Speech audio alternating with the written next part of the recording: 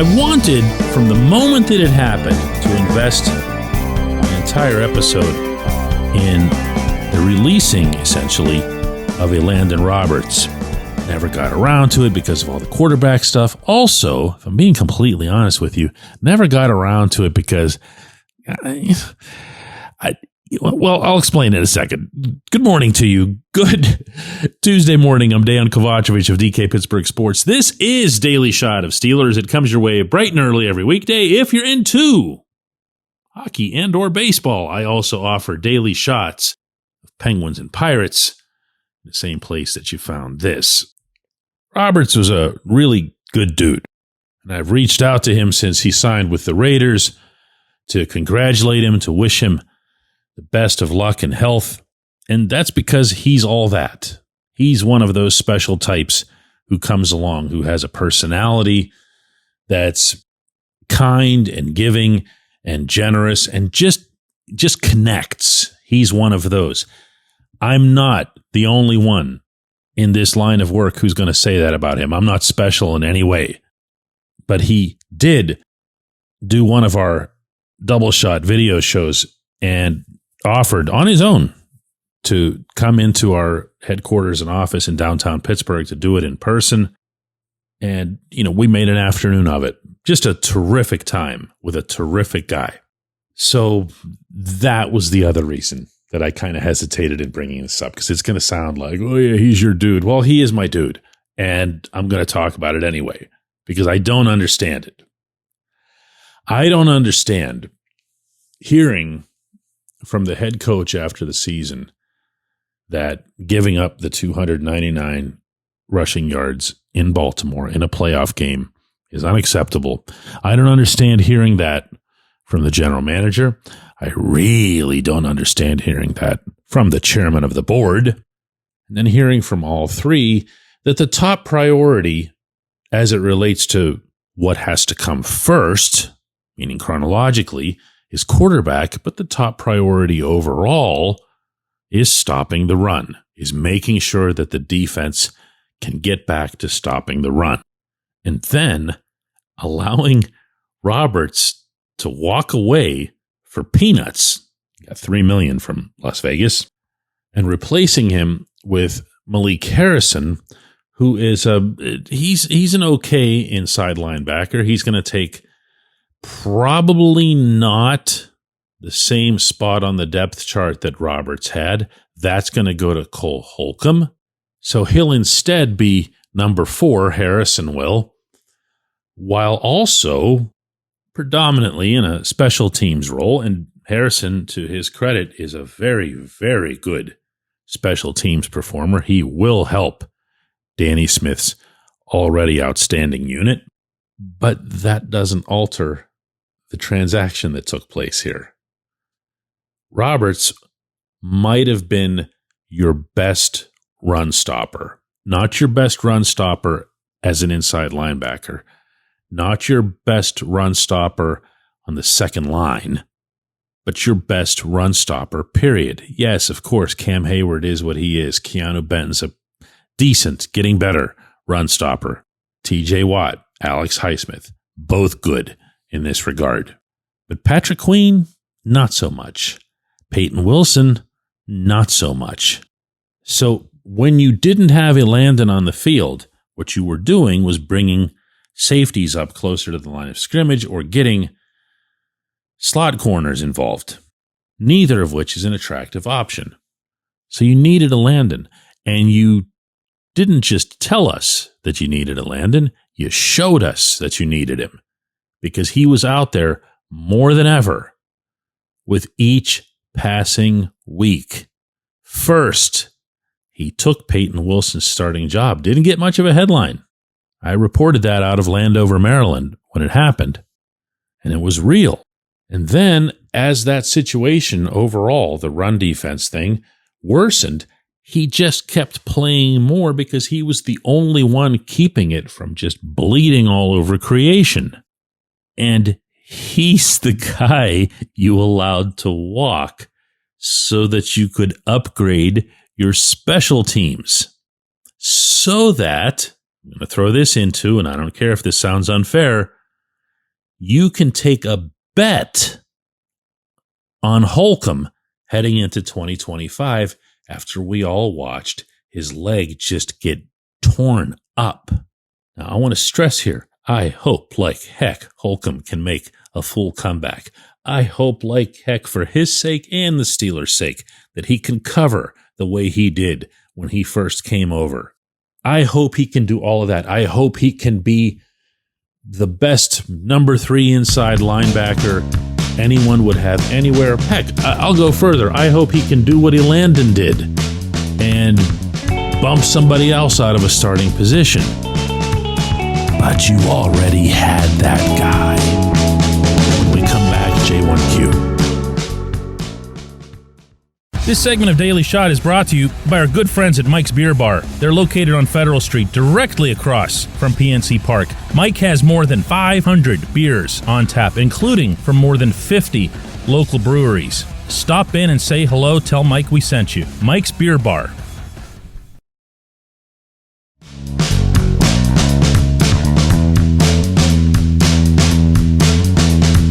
Today's J1Q comes from Nicole, who says, DK, my Monday was off to a great start until you said there's not going to be a double shot show all week long. That sucks, but I totally get it. Keep up the great work. I got a lot of nice things back from people. I want to seize on the opportunity if you don't mind. I mean, it's, the third week of March. There's not all that much football happening that I would address something like this so that we're all on the same page when it comes to these shows. Because I'm not going to lie, I really, really struggled with this call. And that's because I cover all 3 of Pittsburgh's teams, and I have a mindset that I will cover the team that I'm covering in the moment with everything that I've got. So I fly down to Florida. This was Saturday night into Miami, drive 45 minutes up to the Fort Lauderdale area where the Panthers are. They beat the Penguins. This was on Sunday night in the shootout. Yesterday morning, I get up first thing, try to get across Alligator Alley. For those of you who don't know what that is, that's the horizontal road that straddles the Everglades. And there are no alternative roads when something goes wrong, and something went wrong. So I got stuck on there for 2 hours behind this 3-car accident. One of the cars was flipped on its head. The good news is, looked like everybody was fine. Bad news is that I missed the first 4 innings of the Pirates-Twins game over in Fort Myers that I'd been hurrying to cover. Fortunately, we had another reporter already there. So I get there, spend some time with the Pirates after having spent the previous night with the Penguins.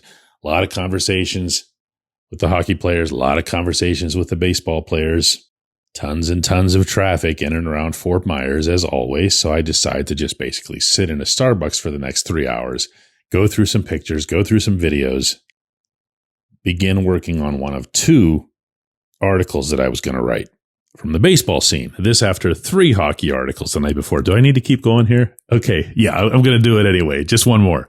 So last night, I come driving all the way up to Tampa, which is 3 hours away from Fort Myers, because the Penguins are playing the Lightning here tonight. The Penguins have a morning skate at Emily Arena. That's at 11:30 a.m., which ensures minimal sleep again for whatever this is, the 3rd or 4th day in a row.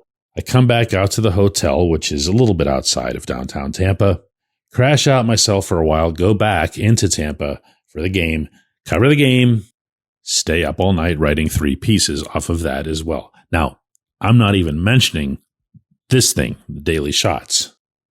I do those pretty much when you think I do them because they're at the very, very end of the quote-unquote night.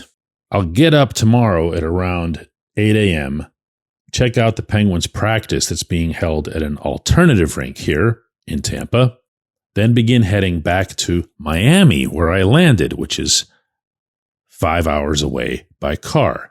That's so that I can cover the Pirates practice the day before their season opener, write another column about that, do another round of daily shots, and then the next day is the season opener, which, by the way, has a first pitch time for Paul Skeens of 4:10 p.m., which is right when double shot would get going. I haven't missed an opener for any of our teams in this century, home or road. So, more writing, more podcasts and whatever else. And the next day, this is on Friday, I fly home. And I fly home right when we would be doing Double Shot. So I pulled the plug on the whole thing instead of trying to figure out ways that I could, grab a phone here, turn on something there, check the Wi-Fi over there, see if I can prop a shoebox into some kind of impromptu holder for the laptop or a light. When we did our live segment, the live hit, the night that the Steelers picked up DK Metcalf, I was in a hotel room in St. Paul, and I was pulling lights from all over the hotel room to stick them in my face so that you could at least make out who I am in that dark room. Now, this isn't ideal. I get that. And we take the videos and the shows, as I hope you've noticed, very seriously. So you're going to have to trust me that we're working on ways that this sort of thing does not happen commonly. Meaning either I don't make trips like this because I really, these are pretty tiring, and or we get somebody else to help us when it comes to hosting the videos or guest hosting or whatever it is that'll come along. We'll get there. I want to let you know that I care. I want to let you know that this was not done lightly. And now here I am feeling guilty that I didn't answer an actual football question. So here, give me a second. I'm going to go grab one. I'm going to just flip through the phone here and see what I got. Oh, here, this one is from Bill, and it's good. Bill says, I would think, DK, that the bigger issue in all of this is Arthur Smith, wouldn't you? Here's why I say that. If he truly preferred Justin Fields, then handing him an immobile version of Russell Wilson or Mason Rudolph and Aaron Rodgers might mean a revamping of his playbook.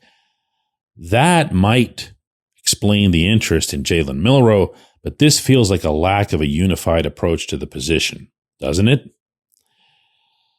I think, Bill, you're lumping three quarterbacks together here that really don't need to be lumped together. When you're talking about Wilson, you're talking about someone who had mobility and doesn't have anywhere near as much of it anymore, but is still trying to play that way. When you're talking about Rodgers, you're talking about someone who's really, really, really old. And when you're talking about Rudolph, what you're really talking about is someone who fits the Smith profile that he put together with Ryan Tannehill. So I think that's the most accurate way to look at each of the three of them in their current incarnations. As for Smith and his playbook and whatever, he has no problem adjusting it. He has no problem picking out plays that work. He will tell you himself that the problem arises from having to change things so often as it relates especially to his offensive line. Because those guys are young, those guys are just trying to figure out one way to succeed, and what bugged him between weeks 6 and 7 last year was knowing that he was going to basically have to reteach, and Pat Meyer in turn as well, all those guys, how to block, how to adjust for Russ, how to adjust when the play goes to the left, how to adjust when it goes to the right, how to adjust whenever he steps up in the pocket or whatever. That's why Smith prefers to have that Tannehill / Rudolph type of quarterback who holds the pocket, stays steady, or, as I just mentioned, moves up in it. That makes things predictable for the linemen. That's a good world for young linemen to live in. There, answer to football question. I appreciate you guys. Let's do it again tomorrow.